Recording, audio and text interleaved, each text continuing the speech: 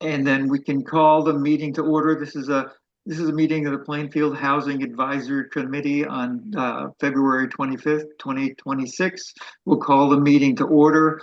I think we'll put off the approval of the minutes. They came out late, so we'll give everybody a chance to review them and approve them at the next meeting. Are there any changes to the agenda that anybody has? Next item on the agenda is community agreements. Do we want to have any mention on that? Yeah, so if you have not been to one of these meetings yet, we just have some agreements that we've come up with as a community. This is an issue that could possibly get heated, the more people are involved or public that's here. So we will listen respectfully and allow others to finish their thoughts. We'll keep an open mind and disagree with ideas, not people. And we will be mindful of agenda items, and the facilitator will keep in mind. Okay, thank you. We have public comment. Do we have any public comment?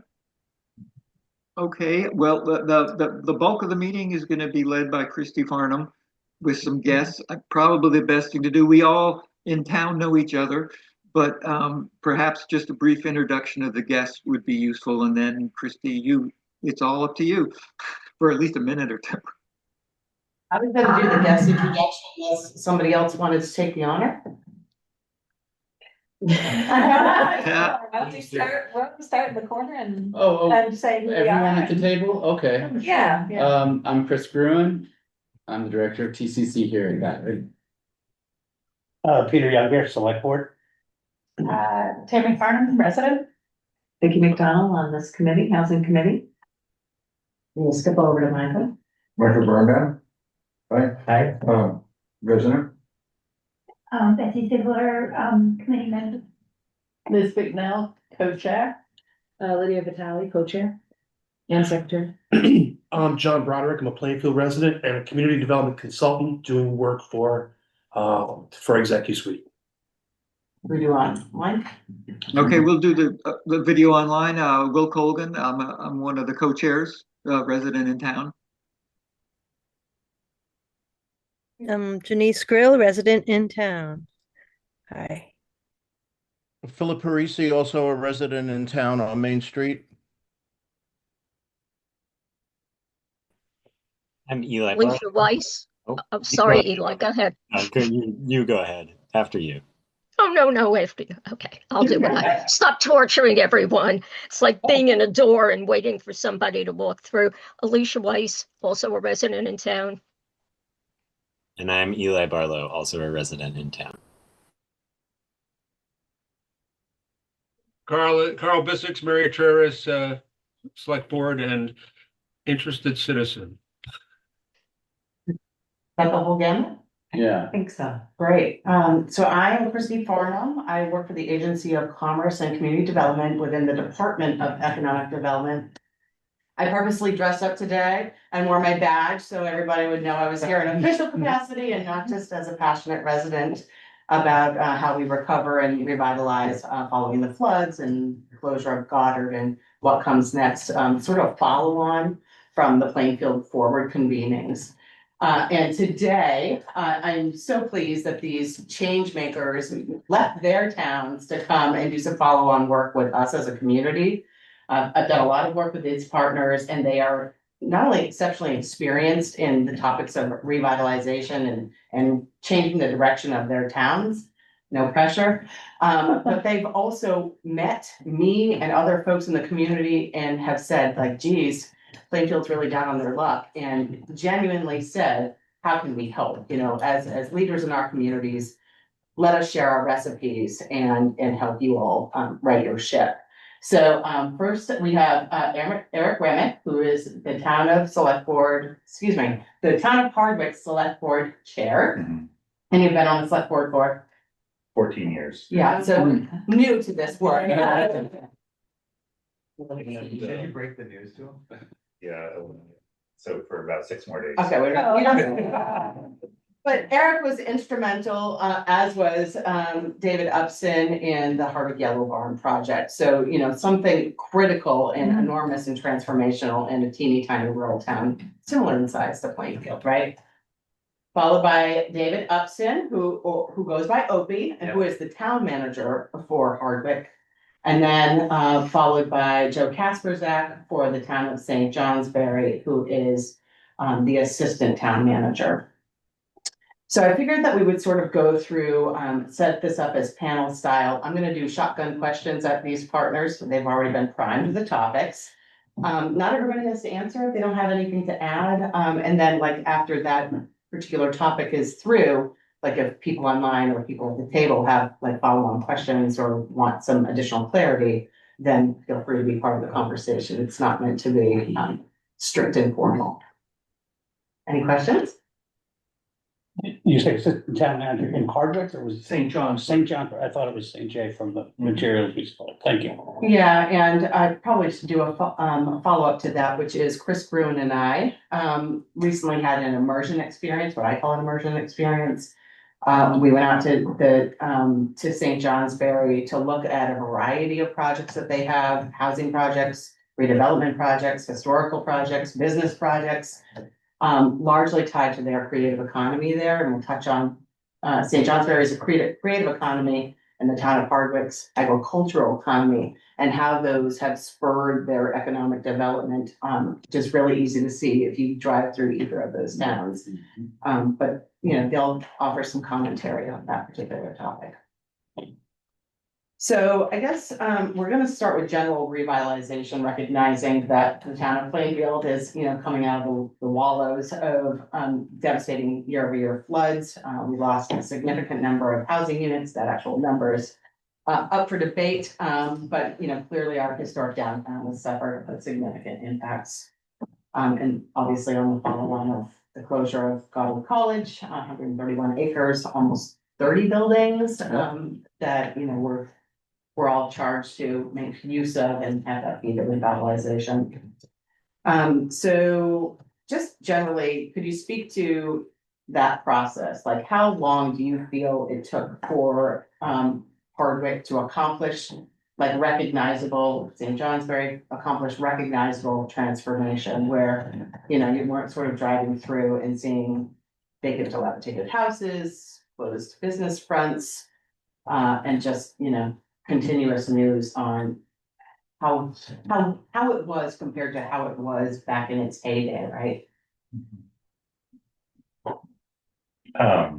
So I can try. Yeah. So I haven't lived in Hardwick that long, but I think we moved there about 21 or 22 years ago. And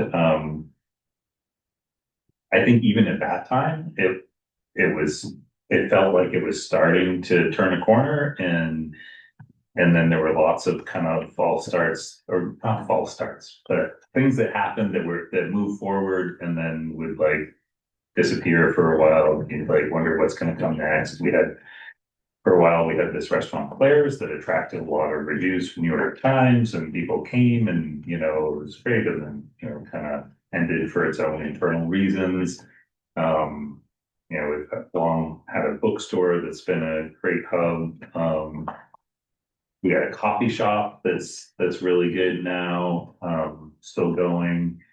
But I guess I wouldn't say that it doesn't feel to me like we've affected some sort of transformation so much as we've gotten behind, like always working to improve and to fortify and it's on all fronts. So I think Opie would probably know more and say more about like the infrastructure fronts, but those are super important to keeping everything going. Things like the Yellow Barn. So Yellow Barn, I was looking back through some stuff just yesterday, and I think we got our first grant, which was an NBRC grant in 2017. It's finally operating in late 2024. And like even now, we're not quite finished construction. There are a few odds and ends. So just for that one project, I mean, it's a fairly long time frame. But we have other big projects we're always moving. Like we've been trying to replace this swinging bridge that's been a focal point of downtown for how many years? Since the early or mid late 1800s. Yeah. It went out in before me. Yeah, For- patient. Yeah. Oh, yeah, We were driving here today and Opie was like, we're starting it. they're starting it. Like, they're actually starting on. We're gonna have one-way traffic through Hardwick. So, yeah. So I guess, there's some similarities, I think, in the recent future or the recent past about flooding. With Hardwick, we sustained some pretty catastrophic flooding in 23 and 24. We have 20 property buyouts, FEMA buyouts. We've done 10 of them. We've actually demoed several houses already.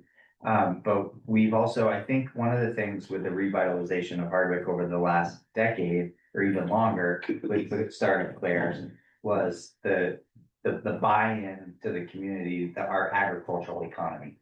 And we started with the Food Venture Center, the accelerator building, part of the Yellow Barn campus. And really like, the town government really bringing in the community and saying like, what's important to you guys? And like, the town plan got, you rewrite the town plan, those documents are really important. We really focus on agriculture and what was important to us, our identity is important. And so we've just built off of that identity. And that's what's important to us. And with that identity has come the restaurant, local, sourcing local food. The Center for Agricultural Economy has been like a cornerstone in the revitalization in Hardwick. So working with nonprofits that exist in the community. So yeah, I've seen it for when we had 5 bars as a kid, driving through town on the school bus, back and forth to school. It's always been safe. You've always been able to walk around and, leave your doors unlocked and, but now it's like we have businesses and storefronts and, we have a downtown designation. So that's also, we have a downtown partnership that's, really focused on the downtown and making sure that the downtown is seen and heard by the local government. So there's advocates in every corner of the town. And I think nonprofits in Hardwick, the Neighbor to Neighbor group has really helped highlight the different areas and the different communities within the community of Hardwick, within the town of Hardwick.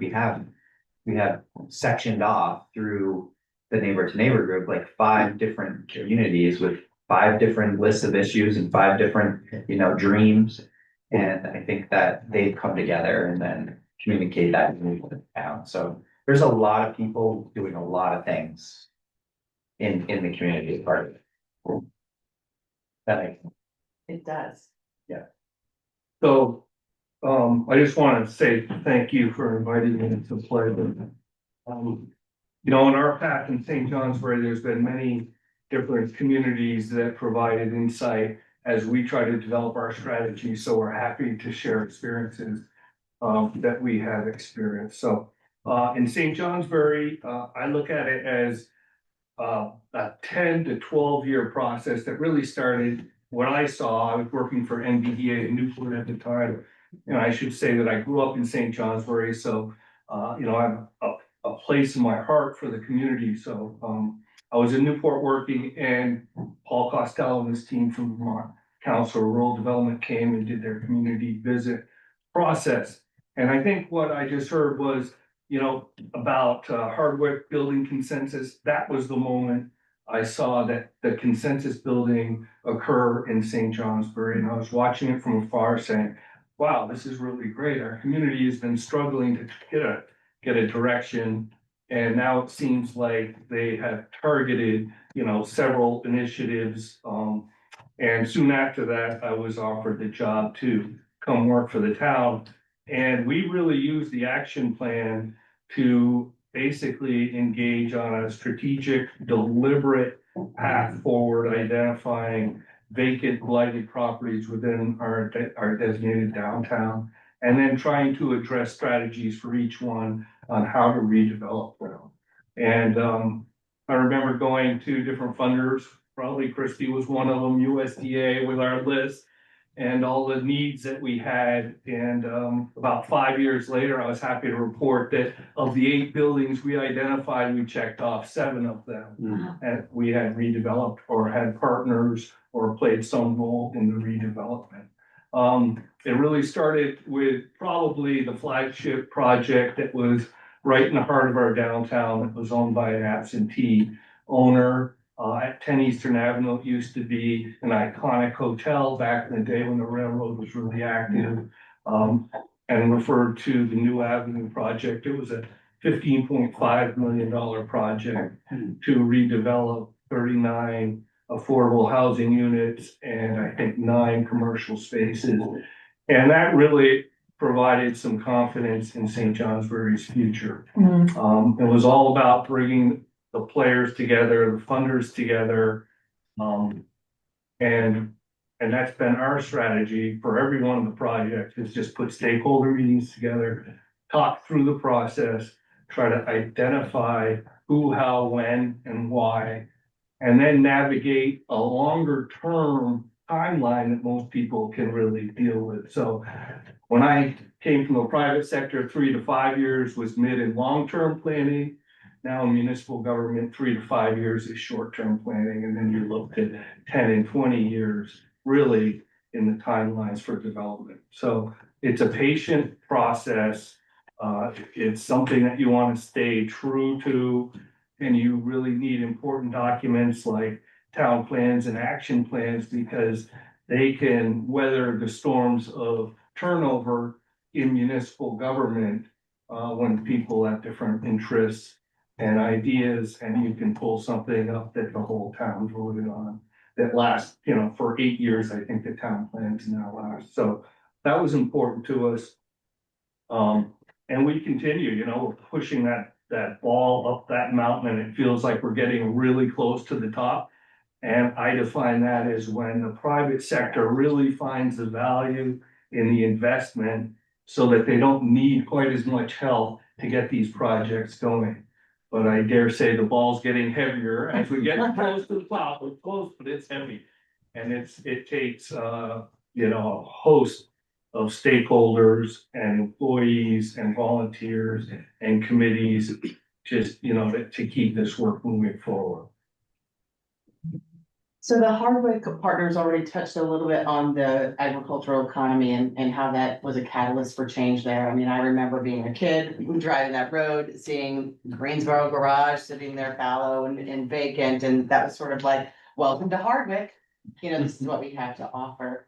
Joe, I'm wondering if you can expand upon, the creative economy and how Catamount Arts and other, art forward, entities have played into the changes that you've seen in St. Johnsbury. Yeah, sure. And, there was an important timeline, in my opinion, because I was also involved in the outdoor recreation economy at one point in time, where the trail network started quantifying the impact of the outdoor recreation economy. So that was about 2016 or 2017.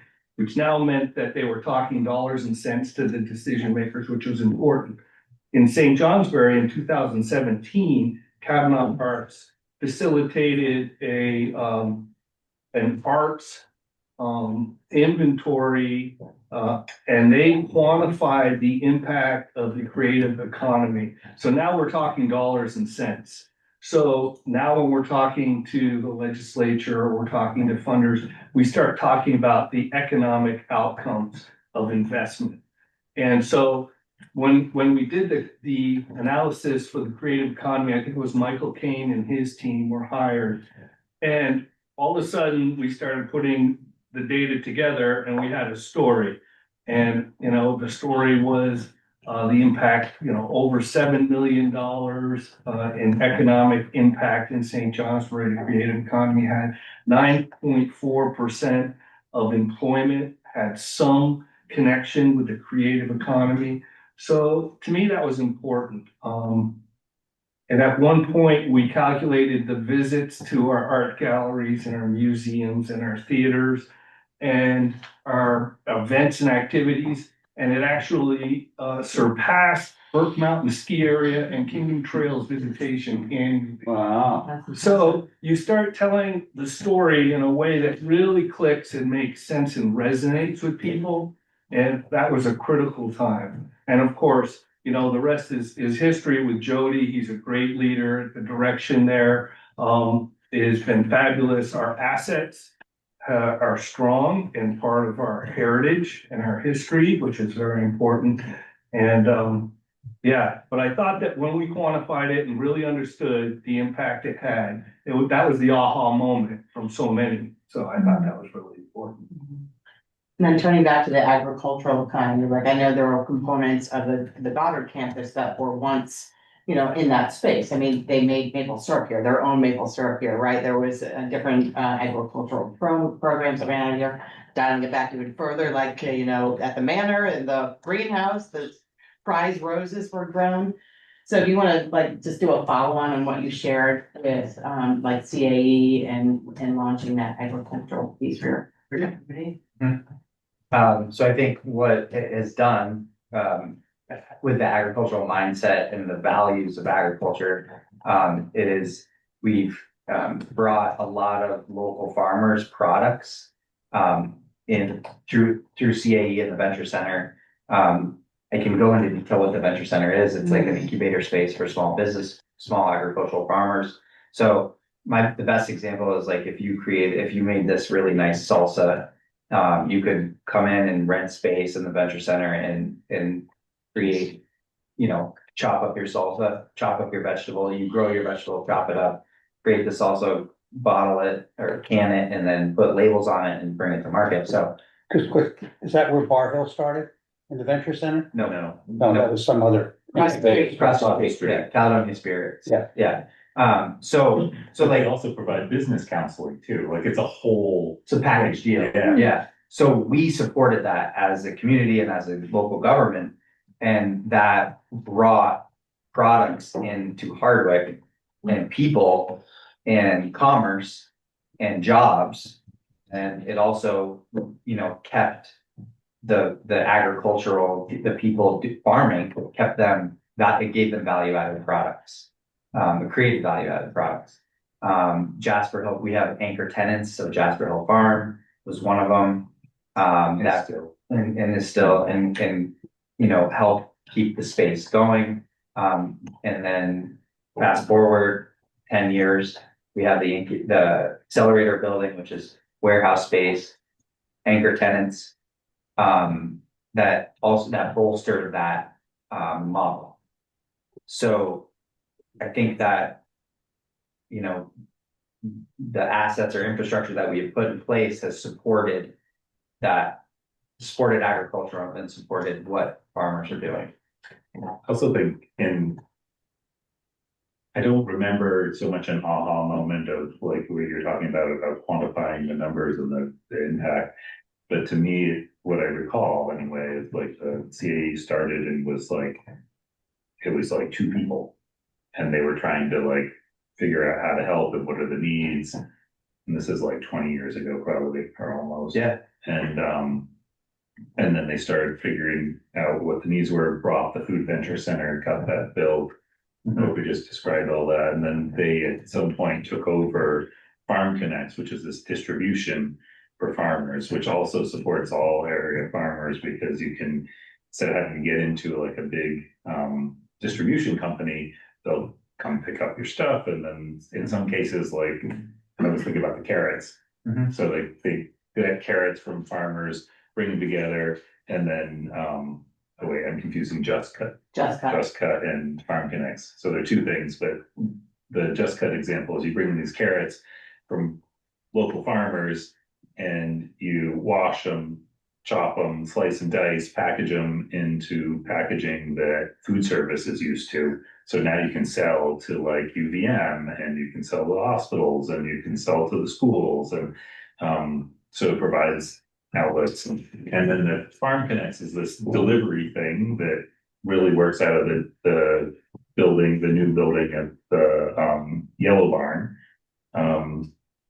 But I think it's really just grown over time as they found what the needs are, fill the niches, in all these ways that they can, but it's a real staple. Just gonna ask, you mentioned the accelerator space, is that like walk-in cooler space on your way out of town 15? The food hub. Myers uses that space, right, or distribution? It's the Center for Agricultural Economy has their food hub there, and so there's their distribute, so half of that building is Center for Agricultural Economy, it's mostly refrigerator, freezer space, and just the Farm Connects goes in and out of there. The other half of the building is Jasper Hill Cheese. Okay. And they were able to consolidate, had cheese in storage around the state, really, like as far as like Williston and Windsor. And they were able to bring all that back to Hardwick, which isn't quite to Greensboro where they make it, but they have a presence in Hardwick anyway. And so they have storage in there and they do shipping out of there. So they assemble the pallets of cheese that are heading or the boxes that are going out. We used to deliver there as farmers in Worcester. We used to drop off there. What were those buildings before it became? So the yellow barn in that particular spot that's a new building. That's a new building. It was built for that. Okay. Purpose built. So, I mean, what that project is the local government, that was an investment made by the town of Hardwick, made by not the NEKDC nonprofit with help from the Regional Planning Commission to help the local economy. So it's a partnership. And I think that's one of the things that a small community like Hardwick is like, you can't just do it all on your own. Private business isn't going to be able to do it all on their own. So it's a partnership, and in order to be successful and to thrive, you have to work together. So, places like the Venture Center or the Accelerator Space, when those were starting up, or any other similar ideas, were there any parameters for that? Like only Hardwick, farmers can come in. You didn't have any. It was an area. Just the area in general. Hardwick is a hub. It's an area. Yeah. The Hardwick area consists of 7-8 towns. Our rescue squad covers all those towns. So like that, I consider our greater community. Gotcha. I would say too, specific to the Yellow Barn project, at least in my tenure with the Agency of Commerce, was the first real transformational P3 that I've seen. So P3 is a public-private partnership. And so in with the town in the lead role, right? But the private entities, Jasper Hill, Cabot Cheese, and heavy hitters, right? But that allowed for two funnels of investment, right? You have private investment going into the business components, and you have the municipality able to attract grant funds because they're a nonprofit entity, a governmental entity. And it goes into this partnership that lifts both sides up. And I think that model could very much work here in Plainfield with some of the projects that we have, even on the Goddard campus. And to piggyback on that, so the Yellow Barn project, which is renovating the old barn and building the new accelerator next to it, the public-private partnership, the grant funding part of that, which it in its own right had tons of partners. I don't think I can even list all the grant funders right now, but Double digits. Yeah, it was a lot. Yeah. And getting everybody moving in the same direction and having the private partners, but the kind of the town push was to build the facility, the shell, like we renovated the barn, we built this new building, we did what we could to build get the plumbing in the right place coming up the concrete. But then the Center for Agricultural Economy came in behind, they got space, they're renting it at a reduced, a below market rate. But they put $4 million into their fit up after we had done this $12 million project to get this thing built.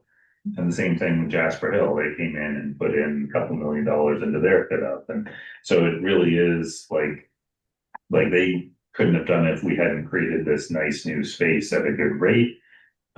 We couldn't have done it if we didn't have the tenants coming in. And it creates jobs, it supports the local agricultural economy. It's how much of the money that you used to build the building, the new fit ups or the new space, was already the town already had some of that, or all of it was raised? So the town, Yeah, go ahead. so in the beginning, I was just looking back at these emails, and so in 2017, we got a $250,000 grant from NDRC that helped us purchase the property. That money was matched with $200,000 from the Hardwick Economic Development Loan Fund. That kind of got us started. So there's that amount of money. Then there's, I'm gonna say there's 7 to 9 million maybe in grant funding total. And then we're hoping to land with 1.4 million in debt, which is through VEDA, the Vermont Economic Development Authority. Thank you. I never know if it's authority or agency, yeah, but yeah. So really actual money out of town like taxpayer money, we tried really hard not to send taxpayer money into it, but we do have an economic development loan fund that had a healthy balance. So we're able to make that investment in it. You did use it for that. That's interesting. Yeah. Was some of that the money that Pete Johnson, is that his last name, Pete Screens? Yes. Is that what that? So we don't have. Okay. No. We did talk with Pete. There was when we were trying to sort out who was really going to be in this as a tenant. Pete was one of the people we talked to. I think some of the tenants ran out of appetite for the wait, as Joe was saying, Oh, right? yeah. Like, it was a government-led project, a local government-led project, and, you know, I think everybody thought it was gonna be a couple, 5 years. It's older. Right, Yeah, right. Sprinkle in the pandemic. It's the long game, Right. right, for the pandemic, yeah, to boot. Early on, Oh, yeah. but that was even before it was agricultural, it was just. Right. It was office spaces. Before they found their identity, which is a takeaway for me today.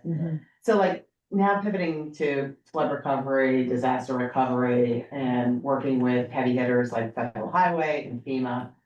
And balancing the buyouts with economic vitality, you know, I know our experience is like, okay, if you level all of those homes. And you put in a bunch of green space. That robs from your grand list, that robs from your economic vitality, you know, and turns you into something that maybe you don't identify with. I know our neighbors in Barry have put up stone walls and said, no, thanks, we're not gonna support your buyout, we'll support yours, not yours, yes, yours.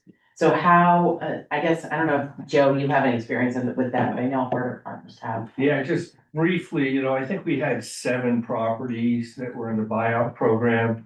And I know Chad's still navigating that. Those several were located in St. Johnsbury Center. They weren't as impactful on our community. And I just heard today that in fact the state may be involved in buying out 2 of them just because V-Trans had some infrastructure needs. But you know, we're navigating it, you know, we're supporting 5 of them for sure. And yeah, that's about all I really have to say at this point. And in Hardwick, some buyouts are already happened, some building leveling has already happened. Yeah, so some of the buyouts are from inundation. And some of them are from erosion. So areas where the riverbank has collapsed. We bought folks out, and then locations that have historically been repetitive flooding locations we bought out. Our goal with these properties is to create flood storage. Our goal throughout this whole process is to get everybody out of harm's way. And we think that with the current strategy, with the buyouts, we just received 1.2 million for an implementation grant for the CDBG DR disaster recovery funding to do a floodplain restoration on the non-business side of the river on Wolcott Street. And it with hopes that we will reduce the flooding along Wolcott Street, reduce the flooding in our lower where our grocery store and our pharmacy isn't anymore. We're trying to create, you know, some resiliency to the flooded properties. And, or the properties that had flooded, we're trying to do projects that will reduce the flooding. And we have probably a dozen, or my adaptation coordinator is not here tonight, so I need to get this right. But we have multiple sites that we're doing flood mitigation projects on.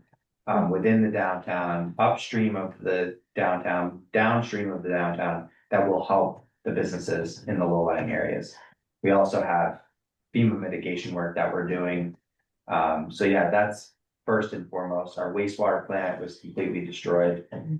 We are trying to get, we're negotiating with FEMA on how we're gonna move forward with that.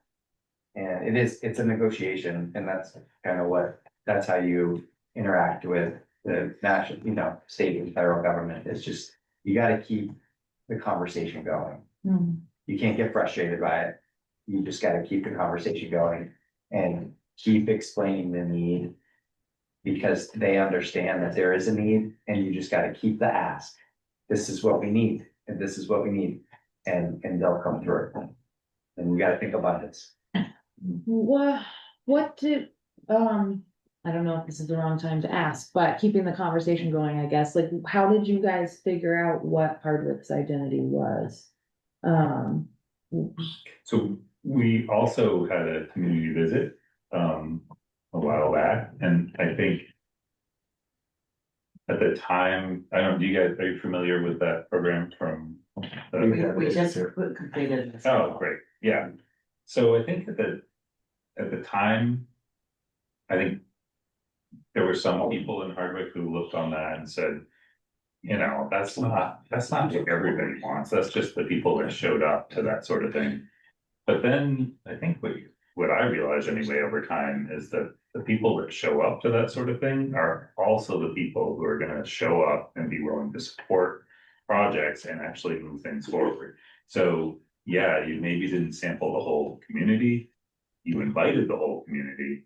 The people that showed up had a voice, and those people are likely the ones who are gonna help you find your way forward. Work on committees, work on the exactly. select We're board. gonna do the work.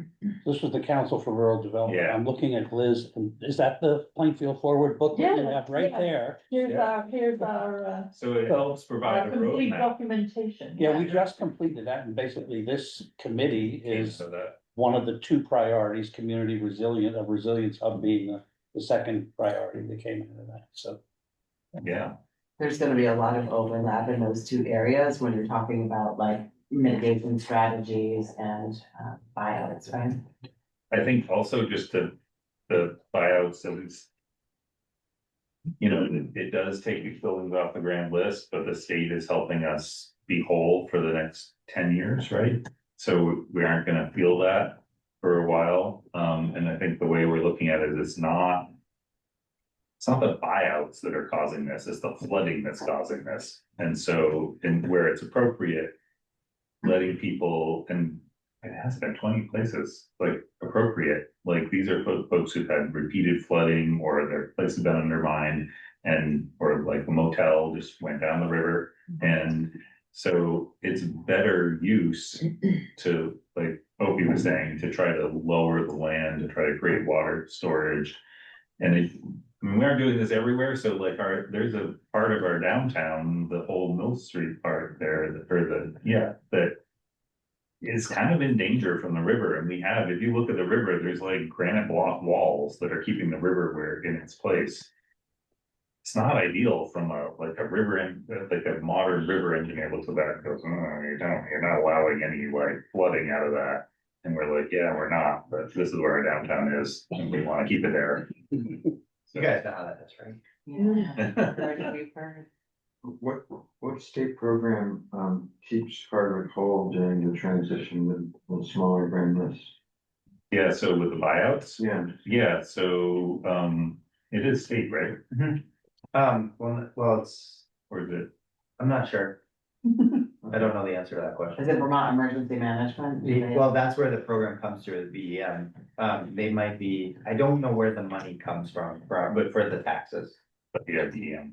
Right. Yeah, the Yeah. HFGP. But was one of Peter, them. are we tied into that for our buyouts? So VEM is very much involved here. After the buyouts occur, the state steps in and there's a program after there, but that does not begin to happen until after the buyouts are completed. That's our understanding. Once they're done.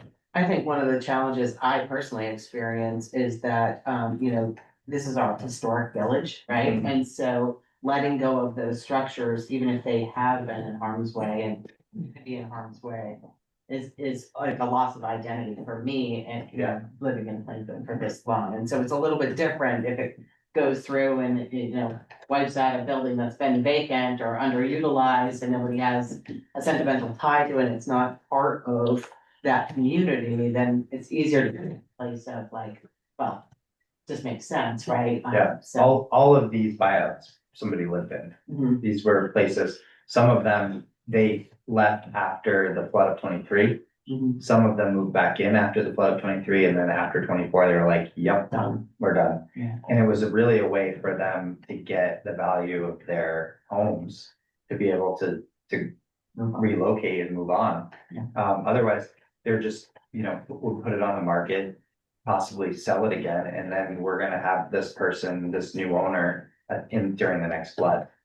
And we're gonna be back to square one, and we wanna get everybody out of harm's way. I think also part of our focus is that we do want to retain some of the like our. We have one building, the Gazette building, the building that sits on the other side of Main Street, on the Lamoille River side. That is gonna be, that's an identity piece. And it's in the buyout program, whether or not, I don't know what's gonna happen. There's a lot of emotions. It's a very historic building. Yeah. I've been in there many It times. is, it's a very historic building, and there's a lot of emotions tied to it. You guys have new programming in there now, right? There was the Civic Standard. Yes. And they moved across the road into the old co-op. Oh, where'd the co-op go again? The grocery market, Yeah. down the, where Mill Street, the grocery store. Was halls and. I have a question from the chat coming in from Dr. Parisi. He states that Hardwick and St. Johnsbury both benefit from clearly defined traditional Main Street corridors. Their economic development models appear to build directly on that concentrated commercial structure. Plainfield's situation is structurally different. Our Main Street and Route 2 corridor are predominantly residential without the same historic downtown density or commercial spine. In addition, Route 2 has limited space for sidewalks, and a significant number of residents sit directly along the roadside, which contains pedestrians-oriented redevelopment. Given those physical and structural limitations, how would you adapt your development model for a town like Plainfield's? Great question. I don't know that I can answer that without really kind of peeling back some of the layers and understanding what really makes the community tick. And it is a different piece. You can just see I just watched somebody walk onto the top of the snowbank when the cars were driving and waited for all the cars to clear the road and then walk back into the road to walk down to what I'm guessing is their home. So I can see the different challenges, but I don't think I can fairly provide much insight until I have a little bit of a deeper dive. Happy to spend some time, looking into it and sharing comments if it's helpful. I would say you all know your community better than I do. And yeah, I think you gotta peel it back to the basics. What's important? Where do you need to get to? And yeah. I guess I would also add that when you lay it out like that, it does sound like it's very structurally different, but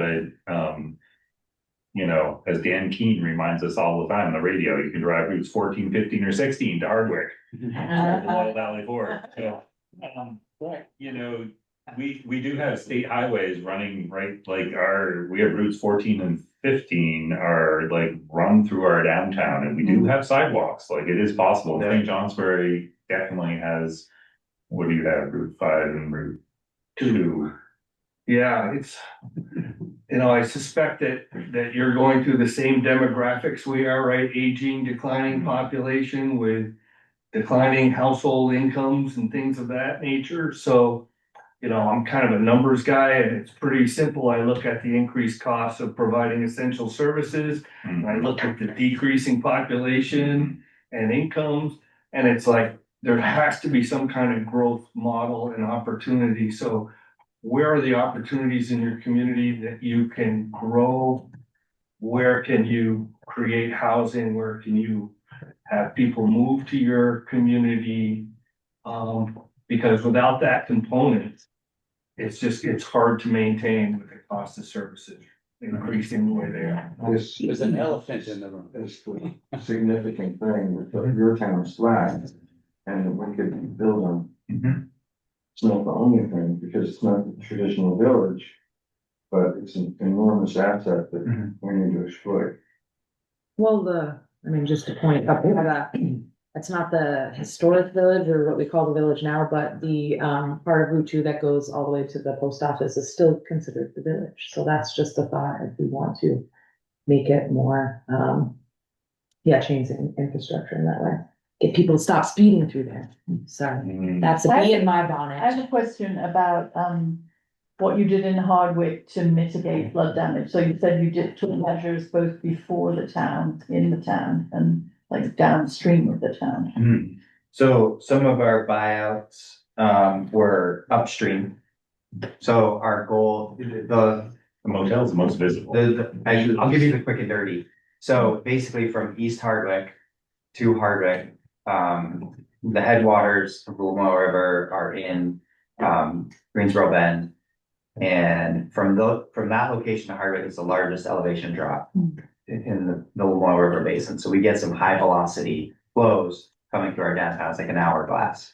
So our goal is to create flood storage and to create floodplain, do a floodplain restoration at the old motel and slow the water down. Kind of like like I call it the toilet bowl. Just kind of slow it down so we're not mainlining through the downtown. And then we have some buyouts along the downtown where we can kind of push back the riverbank a little bit, make it a little wider. And then as it goes down through the downtown, we have our businesses down on Boca Street. That's where we do flood benching and allow the water to leave the riverbanks on the non-business side of the river, creating more flood storage. And then Called flood what? What's Flood benching, banking, flood benching. So it's like a bunch of different things Right. that have effects, but in the whole grand scheme of things, it's making a difference as you progress down through the river. Go on. Can I ask? Well, so we have a dam in the middle of our town called the Batchelder Dam, which people have been looking at removing. Yeah.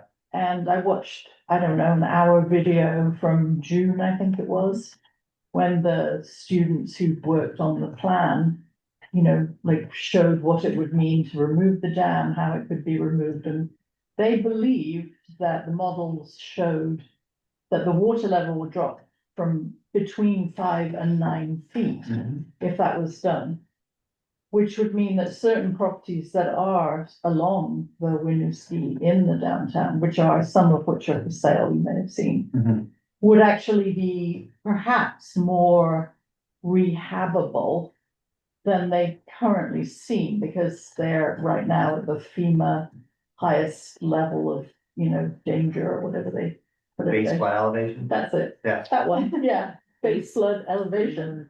So, I don't know, has anybody on the select board, has there been a proposal to apply for funding to actually get that? Oh, yeah. Yeah. And the source of that is currently suspended. So that's moving nowhere at the moment. It's like many of the things that involve federal funds. Oh, it's federal. A similar thing, if you were able to go to last week's presentation by SLR, last Thursday, the Hazard Mitigation Committee. So these are the folks who are studying the Great Brook. And they talked about those kinds of things of, and I'm not going to pick up all the terminology of the benching or whatever, but there are places where the river itself has spread out and that serves to slow hit down, and there are buyouts along the Great Brook prior to the village where you can have floodplain and basically slow the river and whatnot. And that'll come into play with any new bridge design up there as well, because a number of those bridges are undersized, and what they do is they tend to funnel and speed up the water, which is not what you want. So I wonder if there are alternative sources of funding for the bachelor, because I think they were looking for $7 million. Which didn't seem that much, really, no. Wow, seems like a lot to me. And Dog River Park in Northfield is a good example of Yeah. floodplain. Oh, I used to live right there. Yeah. Yeah, it works really well. John, did you have a one of the question? poster childs, Yeah. everybody goes and looks at that. Yeah. Yeah, could you describe the relationship that you've had with the local and designated nonprofit housing organizations? Seems that a lot of the housing funds flow through those entities, and you had Lamoille Housing Partnership for years, you've had Rural Edge for years. Here we have Down Street in this area. So can you talk about the pros and cons, or how that's been over the years? So, yeah, I'm happy to respond to that. So we work really closely with Rural Edge. They participate on our housing committee and part of our grant program that we developed to help rehab our housing stock.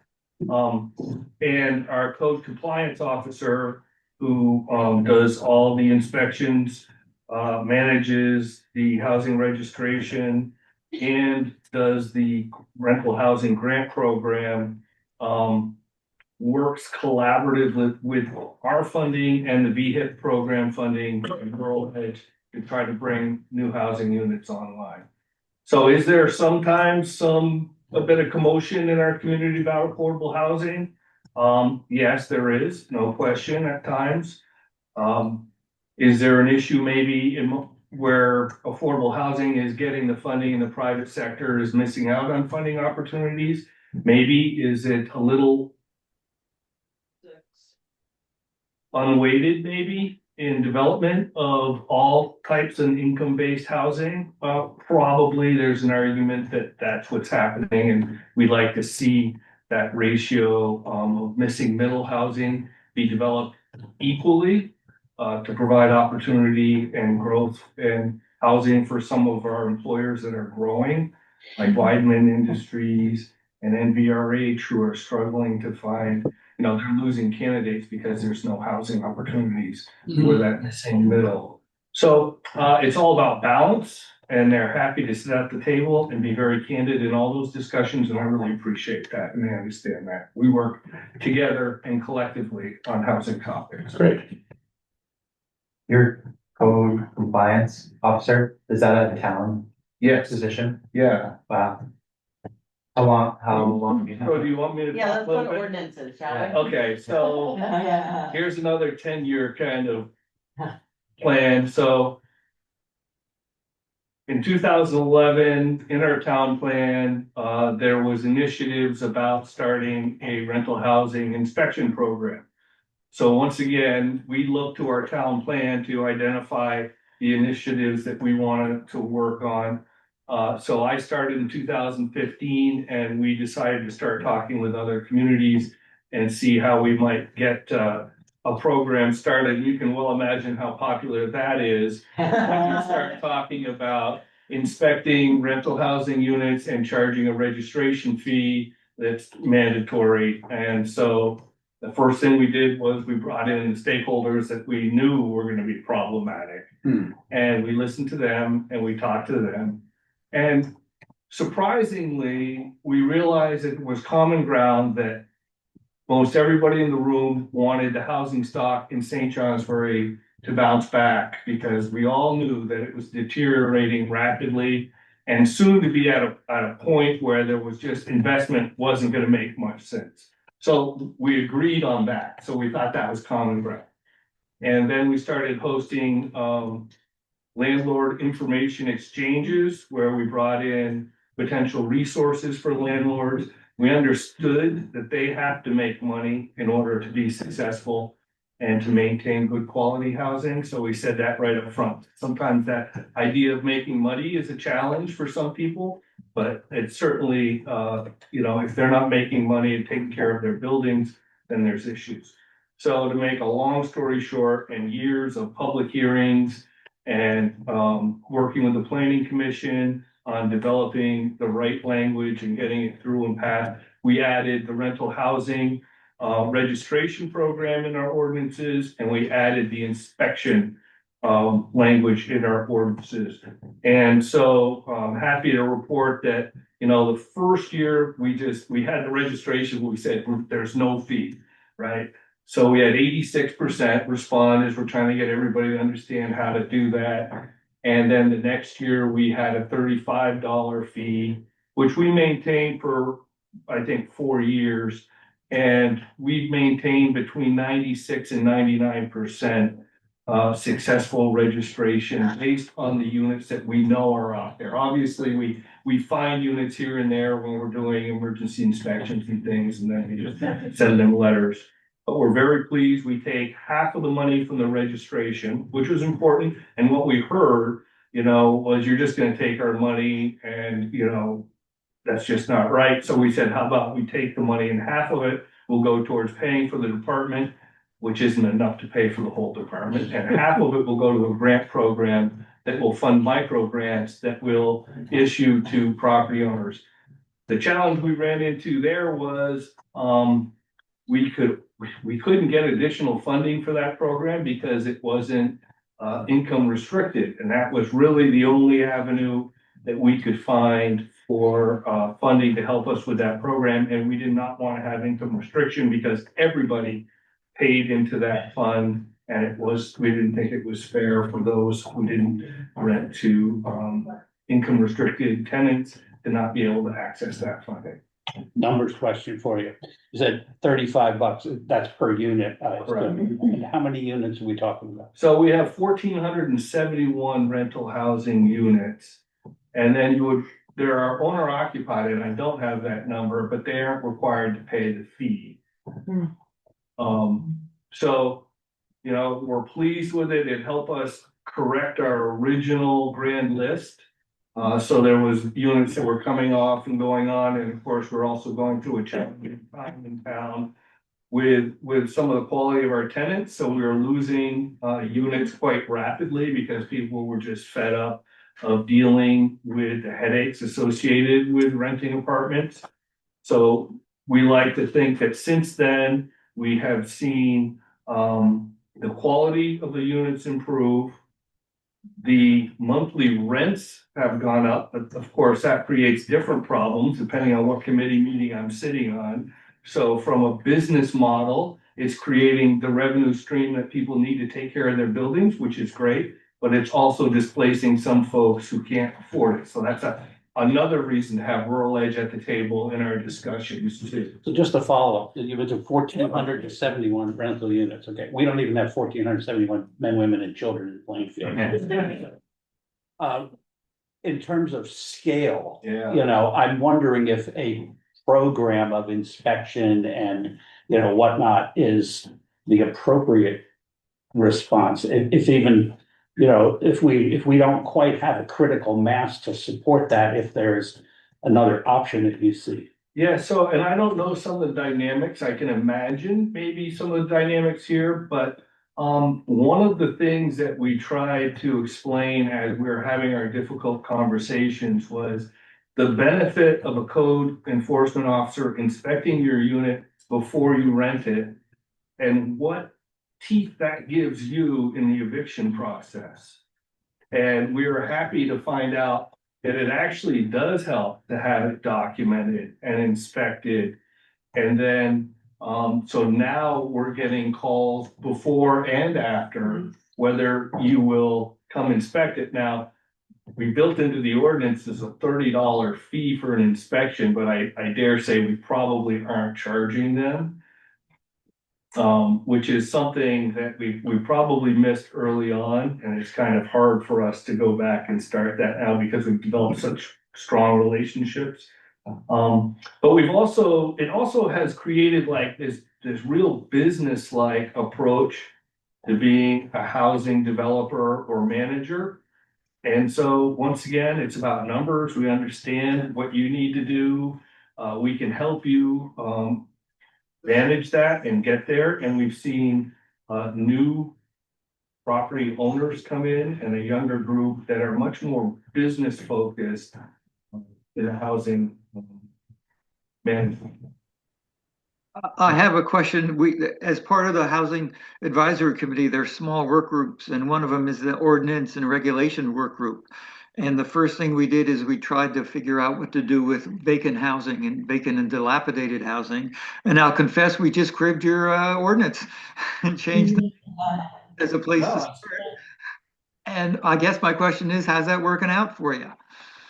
Yeah, it's good. Our vacant property ordinance, if I remember correctly, it's a $100 permit and it's good for 2 or 3 years unless you can prove that you're actively marketing the property. You may even know better than me if you've read it recently. I have it right here. I say that some of that, the management of our vacant properties fell off during the pandemic and such, and also in some personnel change, but we are now queuing that back up. Much of that is commercial, which is a different beast to try to manage than housing. So we continue to work on that. But haven't you found there's this domino effect, right? Like it's keeping up with the Joneses. So one property gets a facelift, people have some buzz about it, draws attention, excitement, and then maybe the neighbor wants in. Absolutely, and I think more than the facelift is they're seeing somebody's renting their unit for $1,500 a month versus the $800 a month. And so now they're seeing dollar signs, I remember speaking with one gal, and I was at one of the landlord information exchanges, and she owned a property on Summer Street, and she was charging $675 a unit with everything included. And she was telling me how important it was because she had the same tenants for 20 years and she was really trying to take care of them. And I said to her, well, if you go out of business because you're taking care of your tenants and you have to sell your property, how is that really helping them as opposed to doing moderate increases in rents and taking care of the property? Because at some point you're going to end up selling your property. You don't know who, and you won't control the environment that you care so much about. So it's really important. And to me, that's that business like. It's like, what's it take to run the business and to do a good job at a fair rent, for a good quality housing unit. And if you're not doing that, then you're actually putting that property in a position where it may not last for that person who lives in it. And can you speak, give us a little bit of an overview of the adaptive reuse for the 560 Railroad Street project and how that changed that vacant properties? Well, so we talked a little bit about public-private partnerships and more. So I'll have to say that, St. Johnsbury, like many towns, for many years, thought municipal's role was water, sewer infrastructure, sidewalks, plowing, sanding, all of those things. And truly, it has evolved into many more roles, including investment in property and understanding, creating opportunity and direction. So 560 Railroad Street was an old armory that later became a hotel, which became a bus stop and some businesses, but it really was a vacant, blighted property in the heart of our historic downtown. And so we worked with the Northern Forest Center and had been working with them over several years on a number of projects. And they were interested in maybe developing housing. They had done that in Maine and recently in Lancaster, New Hampshire. And so through a series of events and an impact investing model that they have, that as I understand it, really socially responsible investing at a pretty large scale over New England and the Northern Forest region. The town deployed several of its resources to try to help them redevelop that property. We received $2.1 million in ARPA funding that we took the one-time exemption and created a St. Johnsbury Revitalization Fund, of which we awarded them $150,000 to help move their project forward. We also developed in 2016 a tax stabilization program for commercial property that focused on stabilizing the taxes in order to provide cash flow to businesses for their first 5 to 7 years of operation. So we started combining the several resources we had along with their impact investment model, along with the list. Northern Borders, The Regional list. Commission, Brownfield Exactly. Revitalization Fund.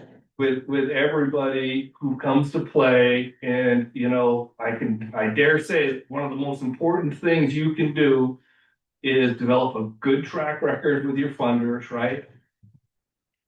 Bring in the money, do a great project, get the project to completion, and then next time you ask, then you've got credibility and they know that you're gonna do what you say you're gonna do. So that's really critical. And yeah, so 7.2 million later, I'm not really sure where that project landed. We It was north have, of 9 actually, but. oh, was it, did it finally end up north of 9? Oh boy, it was 9 beautiful housing units and 2 commercial spaces in an old historic building. And they had a waiting list of 60 people for their apartments, and the apartments, if I'm correct, were $1,500 to $2,200. So this was always something that, you know, people were telling me for years, oh, you can't get $1,000 a month in St. Johnsbury. Oh, you can't get $1,200 a month. And so nobody was really investing to get that quality housing. So essentially, like many of our communities, $900 was the rent that was affordable housing. Missing middle income and market rate housing were all like the same price, basically the same quality. So now we're starting to have an array, which is really important. And the folks that are in there, we actually have in one of the commercial spaces, a Arts Residency, who's also in an apartment, which is a collaboration with Catamount Arts, who is involved as a partner in this project also. So it's really a pretty special project. So being mindful of the time, oh, sorry, Michael, do you have a question? Sure. Before the two of you were town managers, was there a town manager before either of you? That was my question. That was my next question.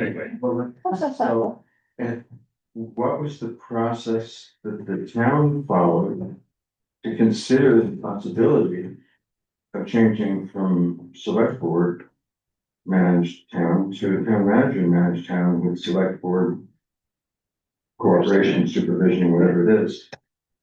I can answer a form of that question. Okay, so I don't know when Hardwick got a town manager. I think it was some time in the 80s or right around there. But I will say that,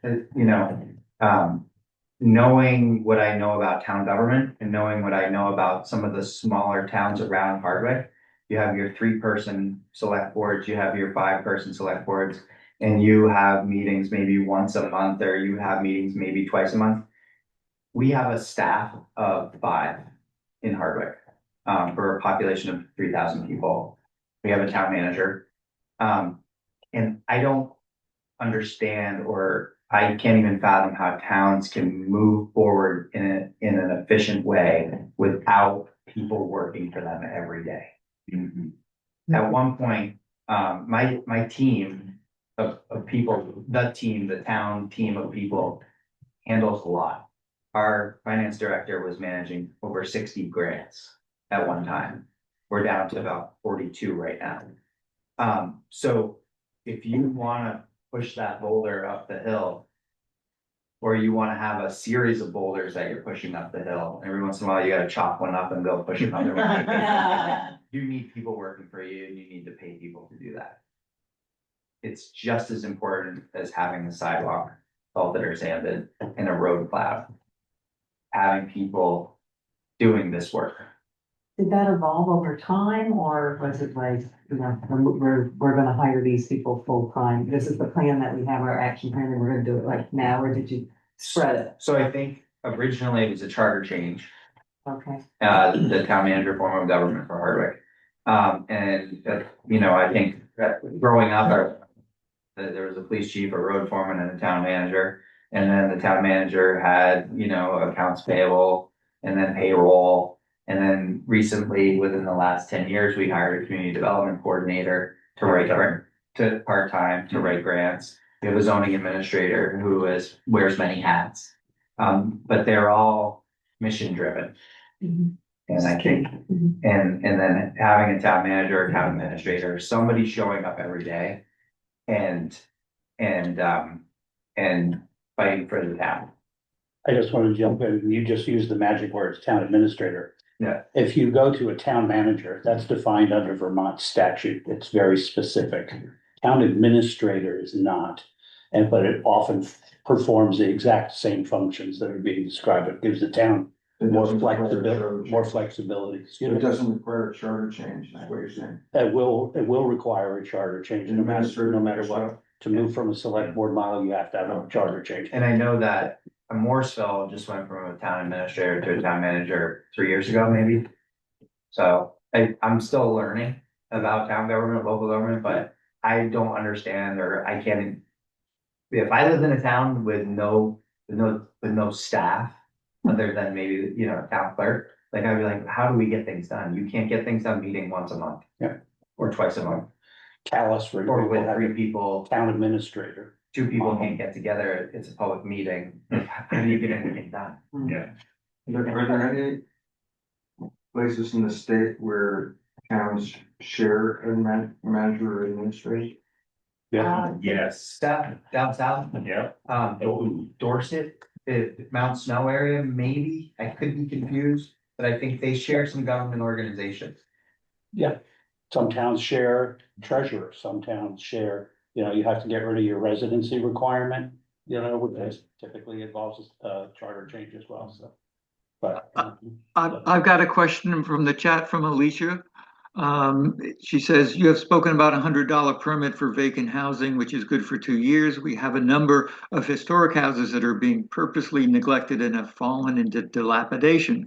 My understanding is that the landlords have been approached about selling, but will not. These are not the only eyesores that detract from the value of the town, but can become a health and safety risk. Do either of your towns have an ordinance that deals with this? A $100 2-year fee seems unlikely to deter a landlord who is holding on to these properties for tax reasons.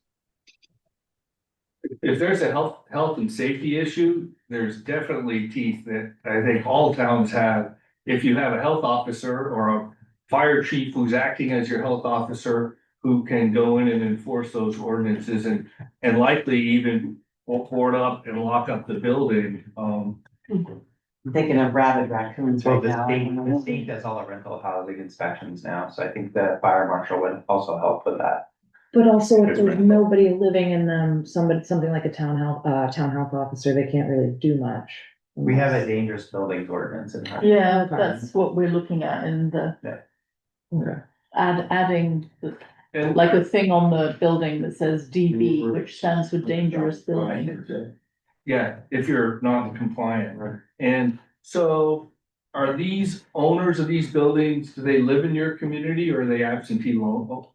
Absentee? Mostly absentee. Yeah, I remember seeing Rutland had a great program for dealing with absentee owners that were causing issues when I was doing some research. And I can't remember what that document was, but I bet you you might be able to find some information on their website, or maybe I can try to look, but they had a whole program dealing with absentee owners. So Joe, for St. Johnsbury, same question about that move from the select board governance to town manager and assistant town manager. Yeah, so I understand that we went to a town manager form of government in the 1960s. But I think what might be important to note is, as St. Johnsbury has, gone through its different management groups and iterations of select boards and such, there was a point in time that it was really challenging. And if you read the paper, you would see every day there was issues with the select board, the town manager, the town public works people, and people following around and taking pictures of what they're doing and such. And at one point, I think we were navigating it so poorly that we actually were paying for 3 town managers at the same time. So that was a 3 town manager form of government, which is definitely not efficient. And so once we got through that, and they got a select board together that was ready to move our community forward, they hired Chad Whitehead, who's the existing town manager, and they indicated an interest in bringing on an assistant town manager, but they wanted that focus to be on economic and community development. So my title is assistant town manager, but 80% of my time is on economic and community development. And to David's comments, it's, we had $7.3 million worth of federal and state funds that we managed for fiscal year 2025, and $45 million worth of federal and state funds and deferred loans over the last 10 years. You do not do that without having staff.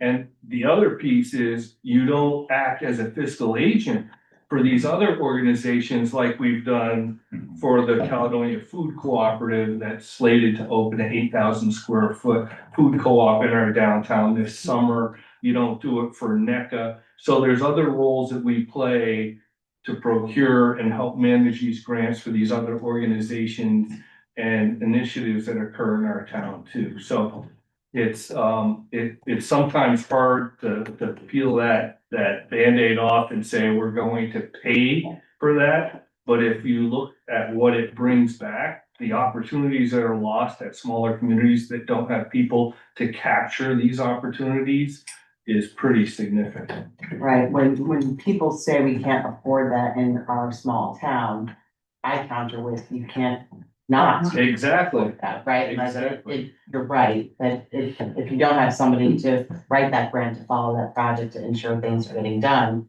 then it won't happen. And I think it's really an investment in your community. So it's not just like, and it costs money. It is gonna drive your tax rate up. But I think a little bit like Joe was saying about proving your track record with your funders, it's also proving your track record with your community. And I feel like we're at a point, like we just had a candidate session, meet the candidates for select board, and we have 8 candidates running for, well, one's just running for 1 seat. We have 2 open seats that like 7 people are running for, and they all are on board with this idea of investing in the community. It was amazing. I was shocked. And yeah, right. And I think it's because we've been doing a good job and people are realizing, okay, if we want to grow in the way we want to grow, we are going to have to pay for that. And we need people who are going to do the work. So even the same candidates who are saying we need to lower taxes are also saying, well, we might need to hire, town staff is a little overworked. We actually might need to hire more people if we want to keep growing. I don't think they've quite figured out how those 2 things collide yet, but. I would just throw out, if anybody noticed that we posted a position for financial director for the town of Plainfield with a new job description on Front Porch Forum. I think that was up last week. I think it's up on the town website as well. And you will see an expansion of duties in there, which is steps in this direction, particularly the management of grants for other entities. And because that is the reality these days, that it takes all these partners. Without good people managing the grants, some of them fall by the wayside, and then that costs us money. Then you don't get funded again. Oh, just all the rebuilding from the flood damage. Yeah. There's gonna be impossible to handle without extra staff. So can you also speak to like a town manager and how that position works with the select board? I know when I was on the select board, just, you know, the first year I felt like it was a learning process. I never knew by going onto the select board, I needed to know about wastewater runoff and I needed to know how to construct a bridge and who knows, you know, the financial picture. I mean, it is a lot. So I guess, can you speak to that and how that role works with the select board? Because again, the select board's always revolving. You have new people coming on. It's great. We plotted you for the 14 years because that's pretty good. But it's a challenge. And as you know, a previous select board member, like you said, you meet twice, you don't. So I just see that management position working well with the select board and the things you, I guess, you help the select board with. I can help just because I'm on the select board, so I think it still takes a year to get up to speed.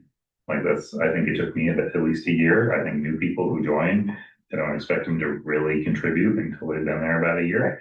I think, you know, I think of it as the select board's primary role really is to manage the town manager, that we don't do active managing so much, but just that we hire a town manager and we support the town manager. I mean, realistically though, we don't, like, as a select board, we rely on the town manager to bring the issues, like, here are the things that you need to decide. And when we decide, we're like, okay, like a lot of our motions are, we approve such and such, and we authorize the town manager to move forward. We authorize the town manager to sign the contract. We authorize the town manager to go figure out the best path. Like, that, we do a lot of things like that, right? I mean, Pushing them up. Delegate. You definitely authorize the town manager to do a lot.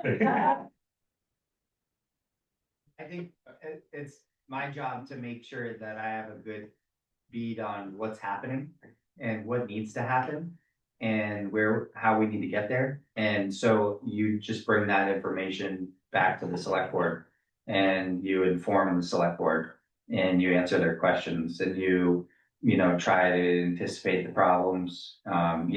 You go to the people in the community that are gonna have the hard questions ahead of time. It's like, I guess my job is like, you just have to anticipate the next move. And, keeping the select board informed is important. Yeah.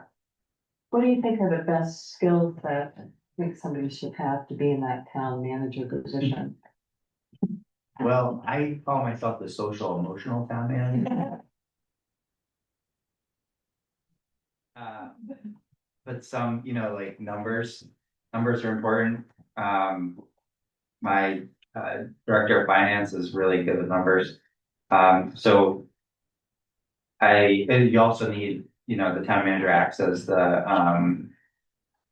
as personnel, HR. So you need to have a good sense of, who's in charge of what their roles are, what you're asking people to do, oversight, making sure that the mission is moving forward. Union contracts. Yeah, I'm negotiating with the Public Works Department right now. So, yeah. Just in keeping the best interest of the town in mind at all times. Like, I live in the town, so I pay taxes there. Just kind of unique, I don't know, maybe it isn't. But, just, yeah. Yeah, I think that's an important piece. I think living in it certainly helps provide credibility. And I can speak as the assistant town manager. I'm not required to live in St. Johnsbury. I live in Burke. So sometimes that sets me up, but I also position myself in a way that I'm not making a decision. I'm providing information for the community, and that's my role. And I think a town manager provides the information for the select board. And I see sometimes it gets a little muddied as to whose real responsibilities lie where. And I think that select boards need to make sure that they have the training from VLCT, because it's easy to start thinking that you have more and broader decision-making power than you do, and then that can put the town manager in a tough position. And I know that we continually try to have those education periods with the select board, so it's clear, and that everybody understands exactly what their roles are. We had just, one example is we have of creating boundaries is we do have a policy that any purchasing under, we just changed it to 12,000. 12,000 that doesn't come to the select board. The town manager just, all small purchases, just take care of that. Like, we don't want to see every little thing, you're hired to do this. So I think in our bigger purchasing decisions, really, the ideal situation is the town manager and staff have done all the research, comes to the select board, it's like, here were the 3 bids, the lowest one will suit our needs, or here are the 3 bids, and we really think we should go with the one that's a little more because of X, Y, and Z. And to have somebody who's paid staff who makes sure that these things are done before the select board convenes to make a decision is really helpful. So basically, you're running the town like a business? Is that what you're saying? Is that what you want? Setting this up. Organized and professionalized, right? Yeah. It gives that level, maybe I of don't think operations. Actually, I'm gonna push back on that. I don't think you can run the town like a business. No, but the same Yeah. concept, like Sorta. typically a manager would be Yeah. going to collect, like you have a department, they feed, whether it be a nonprofit organization, right, goes to Right. the board. And I think that's where, whether it be a business or whether it be a nonprofit organization, I think the consistency of having somebody involved, the Yeah. consistency of doing that due diligence and finding that information. And I think it's just helpful for any town, and just like you said, having your hands involved. I think we have to follow more laws than private businesses do. Yeah. I would add this, to me, the difference between a select board manager and having town manager or a town manager is that your select board then becomes the legislative body. It is not the executive. Correct. That town administrator or town manager is the executive. They deal with the details and stuff like that. When you don't have a position like that, the select board, it lands in their lap. And so that's what that separation is. So, yeah, all the functions that are occurring have to occur no matter what your model is. Somebody has to go review the grant, somebody has to put the numbers together, somebody has to do human resources. Yeah. Whether you have that or not, those things have to get done. And so what's the best way to do it in your particular municipality? So they're great discussions to have, and there are great models out there. We are a little over our allotted time. I'm through my whole list of questions. Perfect. This was incredibly useful and so thought-provoking, and many ideas have come from it. Especially getting in the difficult people first and talking to them. There's nothing wrong with it. You're gonna deal with them anyway, so it's like, you might even win them over in a certain way, or it might just change your perspective on how you're gonna approach the problem. Yeah, no, that I had been thinking that too, that, looking at this dilapidated building ordinance that we're going to be presenting to the select board. It seemed that just sort of like slapping it out there is not a good idea. Let's talk to the people who are going to be most affected by it. And there are a few who will be multiply affected by it. So we want to have those conversations. It sounds like the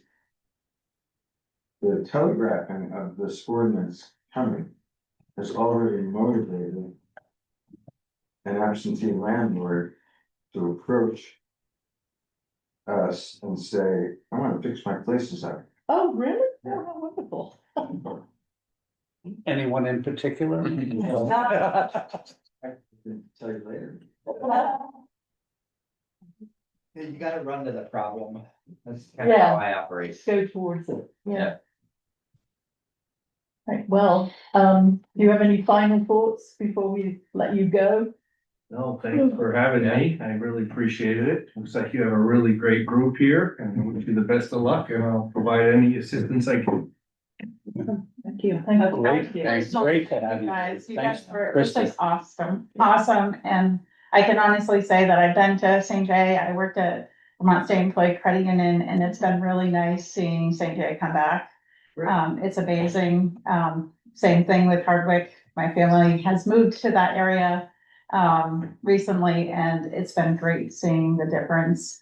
And I can only imagine Memorial Ford loves the idea to avoid water. Yes, moving vehicles, so Chandler's loving it. My wife and our wedding anniversary is in December, and so we went to St. Johnsbury this year for our wedding. And stayed over, did the restaurants, a lot of downtown shopping.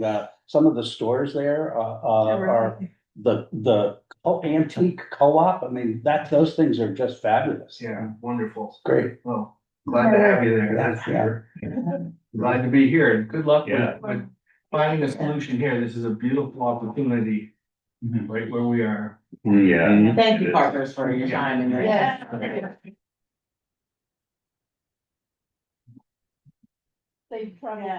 Yeah, Thank you. So we're gonna build a big